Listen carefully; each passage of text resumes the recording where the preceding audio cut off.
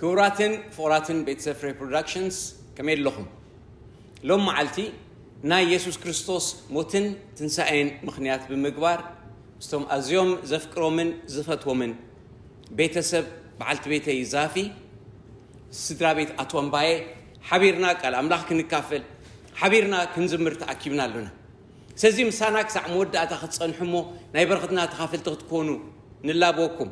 زيوم بيتسبنا بزحاتنا زابير ببزح باريخنا انتقنا خلاتنا بحنساب كنركب لهم معلت أي كألنا قال يوم بصراحة مخنيات قال يوم دما أبزي بحنساب مثلا سلزي قمتو قال عدل له مالتي بتوم زلنا قنا عدالينا لكم لنا تخافلتينا يتمدبنا خون زابير أملاخ يبارككم يغني لنا كم سبعون كم ريون كله كويل زز نحن أملاخ سمي بارك آمين آمين تنسائنا عيسي بتدمو في الساش السجق قراش يسوس حاتياتنا تصيرو مسكال مسوا عليه مكر حسار تصجيبو مسموته مستقبره تنسائي نا أدم سكن مسدق حيزو وصي مسيطان أحفيرو أصبيقنا خن آمنو دما لبخو ما يشبر زي أبهر أموني لنا بأيون أمانو عبيت عبويسي بزو محدر الليلو حجي بوتا كزاقاج ولكم كخيد يلوا تمالي سادما كمز يخوصدكمي عبتا أنزل لخوخا سخاتكمين أو أمسائكم يلو زي بلوص دخوني تسفى اندحر دقان إيسوسات بيقنانة مفتح زخوني مفتح هوات زخوني كابس علمات نابرهان زي ساقاقرنا قويتا نعوون دحر حيز ناسي بقى ولد أملاخينا أنا من قدن هواتن حق أنيه بزي بقى نابوبوسي زخيد يلا نيلو سلازي تزخف لنا وعلات نذكرنا تقولوا نحنا كن حالفو كن كونو زقباء زنبري عم مسكال سقيلو تفصميلو كله وديو لنا حاليفو سلازي نحنا دما نتمفتح زخون إيسوس خنياتو بزي بعيسي بوبوي يتخدوني خم يليو سلازي مفتحنا إيسوسي ونطبيقنا خنحس سير دعنا تبارخو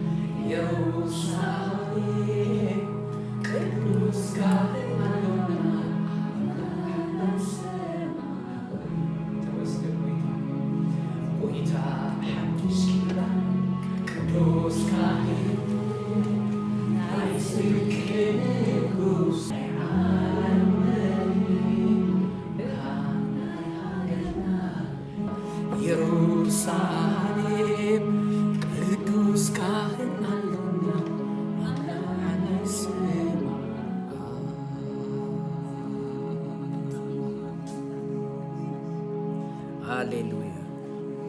تنسى ناي كريستوس مالتنا عيسي مسارت تايمنتنا بحق كريستوس أيضا سأنيرو أنت زخون كريستنا يمحلون ناسنا نكريستوس مسعب كأول حتى ترجمة يمحلون نيرو هنا تو أبز مدرنا برانا حتى يخلها برجس كم تقال أملاخ دولو عم مدري مئة خعبت أبز ما يزال على ما وحي وتعلنا حاجة أبز مدري نروح سلام لنا عرفت لنا قلنا at the same time كا أبز ودقت على مثلنا نبردلنا عم مدرخنا بركلنا ببزح لعلن تحت نحل فينا بموت نحل فينا بتسبنا في الليل يوم بحمام نحل فينا استفل عليه كبد ولا قات أميتات كمان دفتنا كأجزي حدا جزيس انت يبدأ فلوي الناس نادب لك يمز تنسى أين كريستوس كن حسب كلنا قد أبزي ودأني أبزي مدرك هم زي ودأ تسفانا نري تنسى ناس نايزل عالم هو كم نورس وهنياتو مصحف قدوس أبز حبوت عايزة بيوجن أبرومي حج معرف حمشته بموتو كم زحابرنا يمو بموتو كم حابرنا خان بتنسى خامس أو كم نحبرينا قرنا مالتي سلازس تنسى ناس دجنا نايزل عالم كم ننبرسي كريستوس لا تسأل رأينا بو تسفانا قبر هاوري باولوس أب تسالوكي حجك الزارب كلوسي بزعبا توم بكريستوس آمينهم زدقسوا حواتنا يزارب مو تداقم كما تسخلوا قويتا يسوسي تقدم أقدمهم تدقسوا كم زتسوا توم بيوت زلنا حاخن اللي علينا دحر إذا مسبلا اتناتو ممزا مستزارة بس دق رزن قالات زيتي تسأنانعو إيزو لنا حجي ما تسأنانعنا يقويتا يسوس كريستوس تنسيون تزي كون كما تيكو وسدنا تزي نبرسي بحكي انتي تسفى محلونا نيرو قل داي كريستوس مموات أو زي مترافو نتنا عنا بتنك حياتنا هنموت وزنبرنا مويتو أو هاي ترى فجن سعيرو سلازة تنسى نحنا خاني نايمة تنسى تسفى نايزل العالم هو التسفى كم زلنا actually أبز خلنا أمين نايوس بأمنة تسفى ننبر مالتي سلو ما أسينا هابز مدن خيران فلتنينا ما أسكم خيران هاي فلتني لكن زخونا يخونسي نكريستوس كم زرقي نايزل العالم هو مسؤول تنسى كم زور رسك بتناي تنسى أي كريستوس نزير مالتي مساء نيشتغل كي بخبلاد دل خاني تنسائلنا نا كريستوس تنسألو جزء مذكرنا سأجد داسم وخانو فا كذا كسيدة لمهنياتو عالم سيدان كله نت نايب علات نجر نتناتهم علامة يوم تتكامل نبيزنس نكومرشال تتكامل كال نعوزتك نت زال علامة ونجر نت منفسه ونجر كين تمت بزوج نجر يتكاي أب إسترباني يولو إيجي لو قلبلو نت أتنشني كم أب لدت خون كله خاني سانتا كلو قلت واحد لخاني أتنشن خير جن نتاجات أنا تدقيم ناس نتكوابين هذا له نا كريستوس متنسى بود راك أنا إذا العالم هو التسفى خمسة له إن مسكر له عقد عامله ندقنا خاني جتهرف نجار كل زين أنا مهروم جن أب كم زعينة نجارات أب أمره أب زعابي قولت جتهرف نجار يموك كم زجرنا نتنسى أي كريستوس كنذكره كنستنتنو بقو كنزمر بقو كنحسب سي عاب نجاري لازم تنسى أي كبهالكلوس أنا زي حاسة thank you أب قدامي قرنطس عصرت حموش تسني بزعبا تنسى موتات الزاربنا حجي بزعبا موتات تنسى مستزاربه ناي كريستوس تنسى ناي موتات تنسى قدوسان نحنا حلفنا نخيد مالتيو نعو يتأساسرو دحر كم يودا كابخاتكم سني تنسى موتان يلن زبلو زلو انت زي لوس يلو حدا بحدا اتناتو argument كمص يجمر حجي ولا كابت مجمرة خقل صخلو سني امنتنا كنتو مخونه بلو حجيتي بمسمع منا بونجل عشنت حرايلنا منفس قدوس لبنا مسيت ورت العوسني يسوس مدحانيو إلنا استقبلنا يو امنت سني كنتو يخون اندحر تنسى موتات انت زي هاليو اندحر يسوس كريستوس كاموت اندحر زي تنسيو حجي سبكت ناس كنتو يبلو دحر امنتكم ناتكم سني امنتكم كنتو زخون دحر نغنا ورد يلو دما بزعبا زوانجيل مسكرنا يوسني تنساي موتات አሎ ይልና ሰጣባናይስ እሱን ሐሶች ዝሆሙ መሰኻኽር ሐሶቲና ንኸውን ዘለና ማለት እዩ እዚ ሁሉ ክርስቶስ እንድሕር ዘይትንስዩ መጽሐፍ ቅዱስ ከአስሮ ሰሎ ወንጌል ይሉ ገልጾ ኸሎስ ክርስቶስ ምንታና ሞተ ይብል ሕጂ ሞተ ይሉስ ተስዩ አይኮነን ዝብሎ ተቀብረ ይብሎ ማንሃት አገዳሲዩ ምስቲ ድሕር ባይታ ዘለኹን ዛረብ ናይ ትንቢት ኩሉ ንሪኦ ኸለና ሲን خبر ነይሩ ወናይ ግድን ተቀቢሩ ተስፋ ተቀቢጹስ ሰለስተ ድሕር ሰለስተ መዓልቲ ነዚ ሓይሊ ሞት እዚ በመንፈስ ቅዱስ ሓይሊ ተንስ በንጢሱ ኾጽ ነይርዎ ክርስቶስን ከምኡ እንዲሉ ክትንስ ናይ ግድን ነው እንድሕር ክርስቶስ ካሞት ዘይተንስዩ እንተ ኾይኑስ ንሕና ስቲል በኃጢአትና ኣለና ማለት እዩ አስብ ኃጢአት ድማ ሞት እዩ እዚ ሞት ንብሎ ድማ ስቂልካ ሞት አይኮነን ንዘለዓለም ሞት ማለት እዩ ሕጂ ስቲል ኣብ ኃጢአትና ኣለና ማለት እዩ ብሎ እዚ ሁሉ ምስ በለ ኦኬ እምበኣርሲ ብሎም ዓዝ ፍቅዳ 19 ኣብዛ ህይወት እዚኣ ጥራይ በክርስቶስ ተስፋ እንተገበርናስ ካብ ኩሉ ሰብ እንደንግጽ መኾን ሕጂ ኣብዚ ምድር ንረኽቦ ጽቡቕ እኮ እዩ ሕጂ ማለት የስኒ በክርስቶስ ንረኽቦ ሰላም ቅሳነት ዕረፍቲ እቲ ናይ ዓወት መገዲ ንመላለሶ ኣብዛ ምድሪ ሚእቲ ዓበት ሰማይ ድማ ናይ ዘለዓለም እዩ ዝብለና ንረኽቦ ኣብዛ ምድሪ ጥራይ እንድሕሪና ይስኒ ኣብዚ ንረኽቦስ ብዙሕ እዩ ኣብኡ ጥራይ ተሓፂሩ እንተዝኸውን እቲ ናትና በክርስቶስ ዝረኸብናዮ ህይወት ዓወት ኩሉ እምነትናስ ብዘይ መሰረት ኮይኑሞ ኣብዛ ምድሪ ጥራይ ስቂሉ እንተ ዝኸውን ነይሩ ስኒ መደንገጽና ሕጂ እዚኣስ ዋላ መዝሙር ትጽሕፈላ ኢለ ካብ ድንጋጸ ስኒ ብእውነት ካብ በቃ መሳኪን እናበለ ሰብ ዝድንግጸላ ስቂሎም እኮ እዮም በቃ ኣብዚ የሎ እኮ እዮም ክርስቶስ ስኒ ከሞት ኣይተስአን ትንሣኤ ሞታት ስኒ የለን ምክንያት ክርስቶስ ስለስተሰአን ናይ ግድን ንሕና ክንትንስእ ድማ በጣም ደስ ዘብል ኩሎም ቅድሜና ዝሓለፉ ቅዱሳን ንፈትዎም ኣቦታትና ኣዴታትና ኣሕዋትና ሓትና ስኒ ክትስኡዮም ክትስኡ ከለዉ ግና ክርስቶስ ንሓይሊ ሞት ስዒሩ ስለስተንስአ ንስኡ ማለት ብሓዲሽ ስጋ በቲ መንፈሳዊ ስጋ ዝብሎ ብናይ ክብሪ ስጋ እዮም ዝትስኡ ሕጂ ስኒ እሱ ስለ ዘሎ እንተ ዘይህልውን ስነሩስ መደንገጽና ነርና ኢሉ እሞ ኣብዛ ምድሪን ክሳድና ቅንዒና ደስ ኢሉና ብጎይታ ክንመላለስ ድሕሪ ሞት ተስፋ ዘለና ሙዓስብና ንዘለዓለም ብክርስቶስ ዝተዓጽወ ዝተጠርነፈ መስቀል ውዱእ ኮይኑስ ብትንሳኤው ድማ ፈጺሙ ዝተደላደለ ስለ ዝኾነ ጽድቅና ኣብዛ ምድሪ ድማ ከይድንግጹና ኣብ ሰማይ ናይ ዘለዓለም ህይወት ኣብ ምድሪ ድማ ሚእቲ ዓበት እሞ ስብሓት ንስሙ ይኹን ኣሜን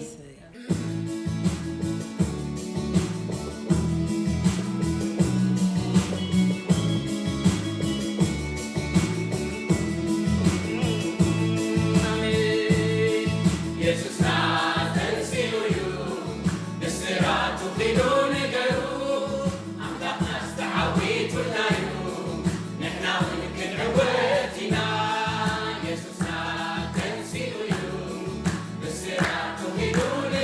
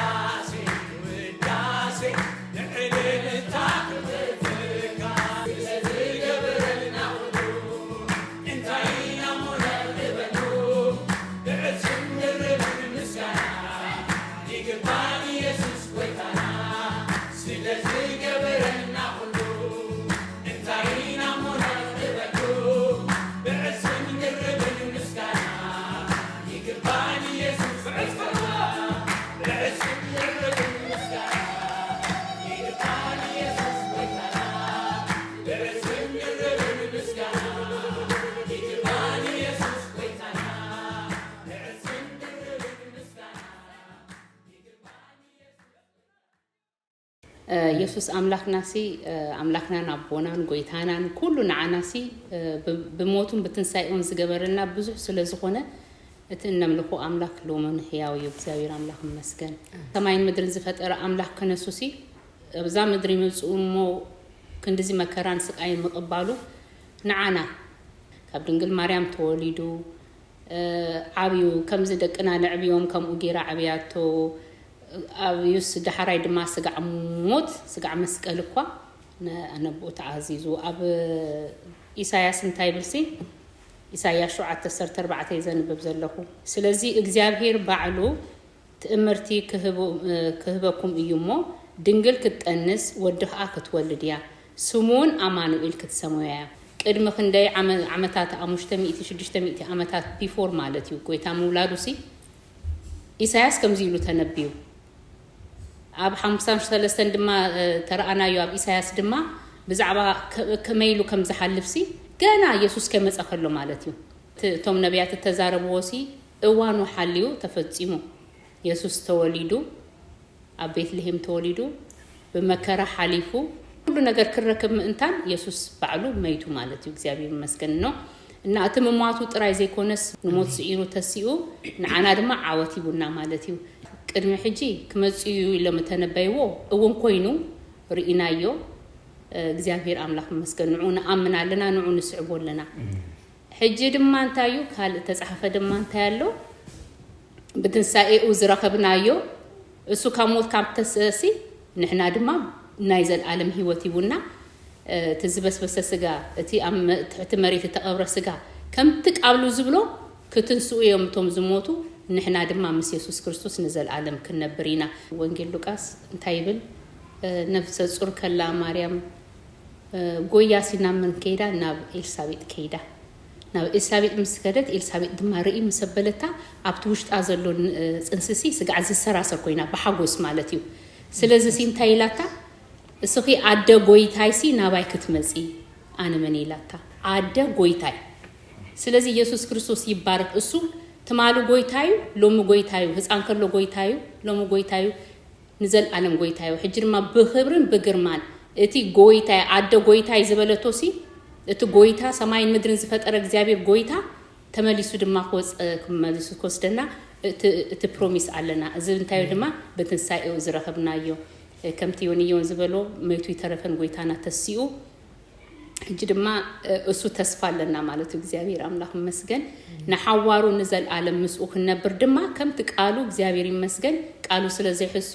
ከመጽዩ ኮስደና ከምቲ ዝበሉ ኸአ ከፈጸሚው እግዚአብሔር አምላክ ይመስገን ስለዚህ ና ኢየሱስ ክርስቶስ አብዛ ምድሪ ምጻእን መሟትን ትንሳኤውንሲ ንዓና ንአምኖሲ ህይወትናዩ በቃ ካል ነገር የለም ህይወትናዩ በዚህ በጣሚ በሐቂ ንጎይታ ከነበር ይገባአና ኩል ጊዜ ከነምለኮ ይገባአና ኢየሱስ ክርስቶስ ናይ በሐቂ ንዓና አንታዩ በብልዕን መስተይን ዘይኮነሲ ኢየሱስ ክርስቶስ ዝገበሮ ተአምር ድንቅ ተአምር ይሞጊሩ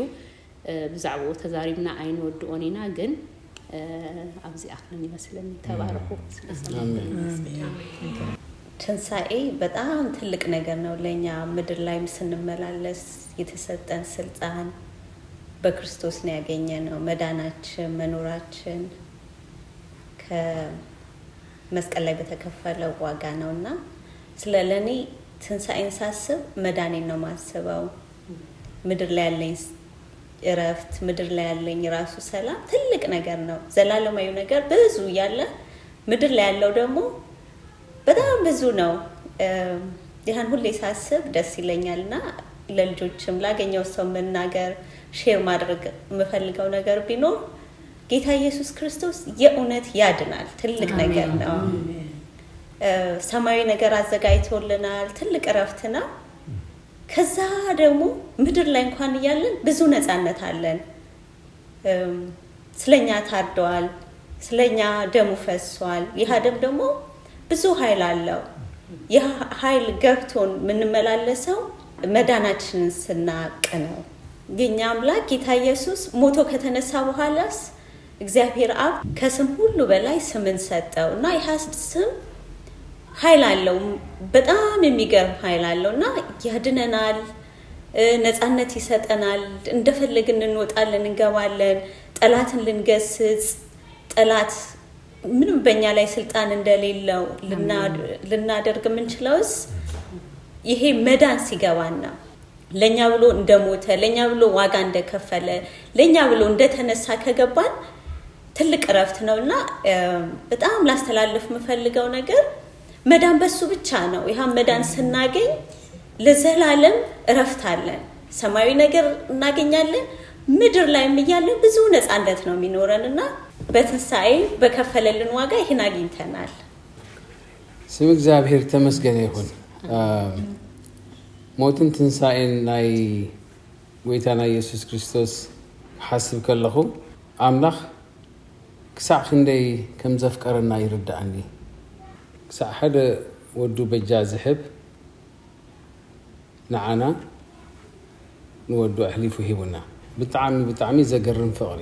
ዓብይ ፍቕሪ፣ ዘይጠልም ፍቕሪ። ጠፊእና ዝነበርና ከም ተረኸብና ኣብ ጸልማት ዝነበርና ኣብ ድቅድቅ ጸልማት ዝነበርና ኣብ ዘገርም ዘደንቕ ብርሃን ከም ዝተሳገርና ከምዚ ዝመሰለ ፍቕሪ ንዘላለም ምስኡ ክንነብር ገይሩና ብወዱ እቲ ተኸፍለ መስዋዕት ንዘላለም ምስኡ ክንነብር ኢና። ንወዱ መዋርስቱ ገይሩና ንዑ ድማ ወራሲኡ ገይሩና። ስም እግዚአብሔር ንዘላለም ብሩኽ ይኹን።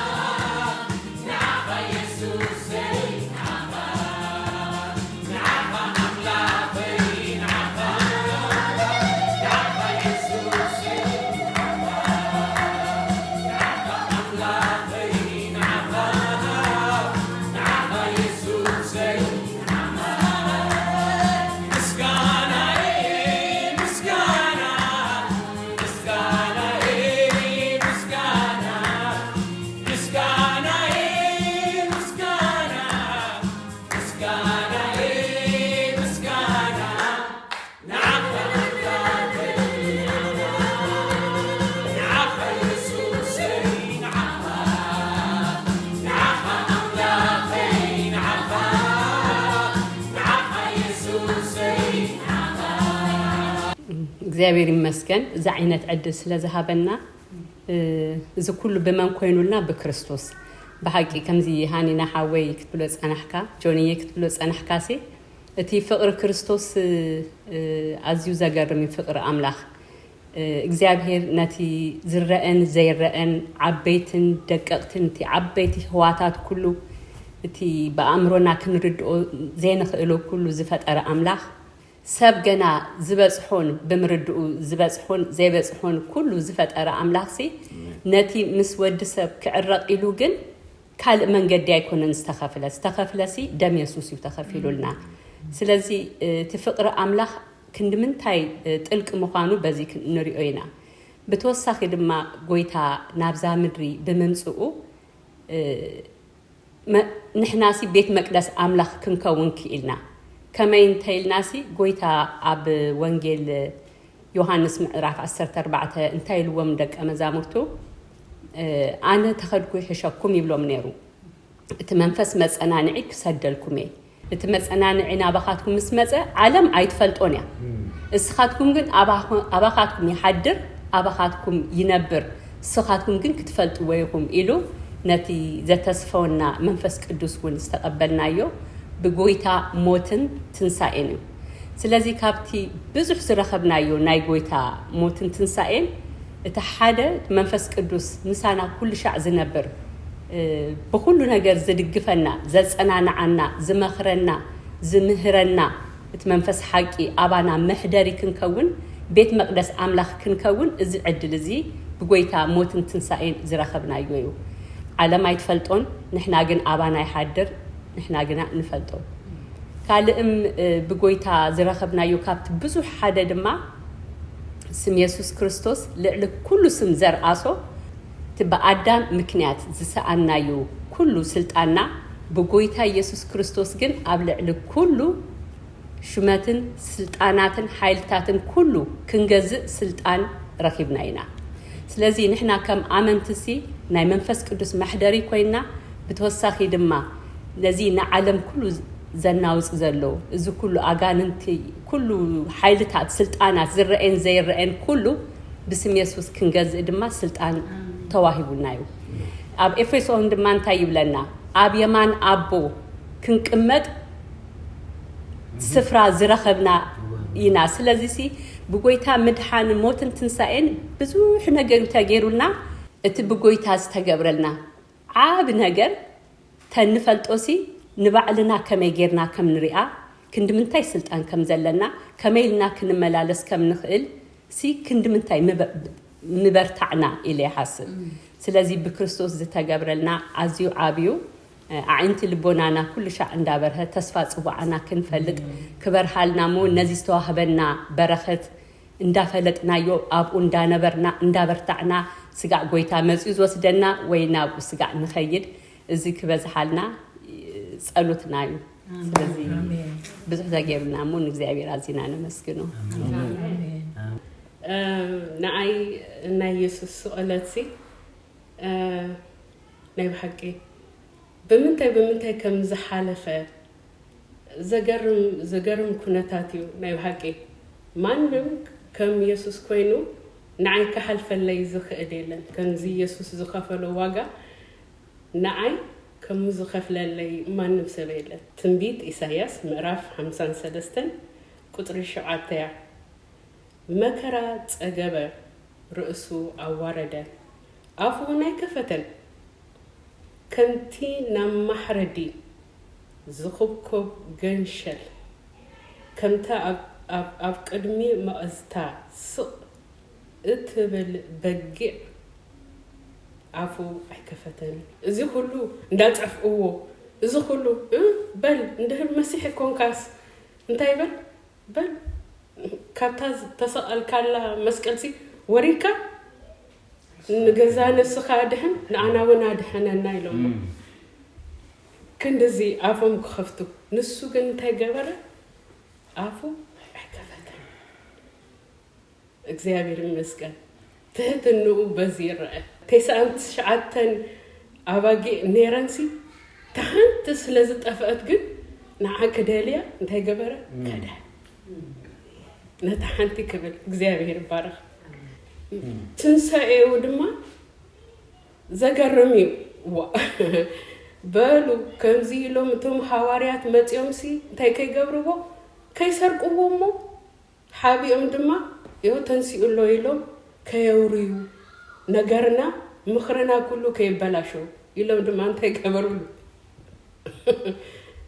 ተአቢሩ ተንሲኡ ከበጽሕዎ አቲ ተአብራሉ ቦታ ድማ ኢየሱስ ተንሲኡ ምስ መጸ ድማ እንታይ ኮይ እቶም መላእክቲ ንመኒኹም ትደልይዎ እቲ ተአቢሩ ዝነበረ ኢየሱስ እንታይ ገይሩ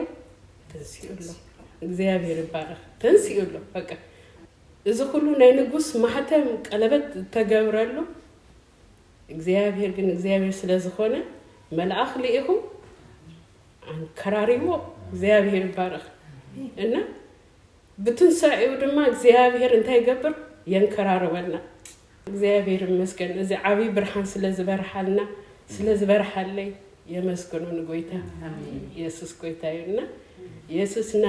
ተንሲኡ ብስራት ሁሉ ነገሩ አምላክ አስተዓዊቱናዩ ነህና ወንክንወቲና ኃይለ ሞት ስኢርካ ኢየሱስ ኃይለ ሞት ስኢርካ ከንዝበልካዮ ተንሲካ ከንዝበልካዮ ክብሪ ክብሪ ክብሪ ክብሪ ክብሪ ክብሪ ንዓኻ አብዳዕሊ አብሰማያት ዘለኻ አሁን ቢልዬ ካልሹ ከዘት መቶ በጎች አንድ ጠፋች 99 ቀሩ እና ሄደ ፍለጋ እኔ ብቻ ኃጢያተኛ ብሆን እኔ ብቻ በዓለም ላይ ብቀር እኔ እንደሚገባኝና እንደሚሰማኝ ክርስቶስ ለኔም በሞተ ነበር አንዴ በጋ የጠፋችውን በግ ወይ ልጁ ጠፍቶበት ልጁ ሲመጣ እንደተደሰተው ልክ እንደዛ ለኔም ልጄ እኮ ጠፍታለች ወይ ልጄ እንኳን ጠፍቷል እና እስቲ ብሎ መጥቶ ሞቶ ትንሳኤ ለኔም የዘላለም ህይወት ይሰጠኛል ብያምናለሁ ትንሳኤ ይሄም ፐርሰናሊ በቃ የኔ ነው ለሁሉም ሞቷል ግን የክርስቶስ ሞትና ትንሳኤ ለሰናይት ለኔ ነው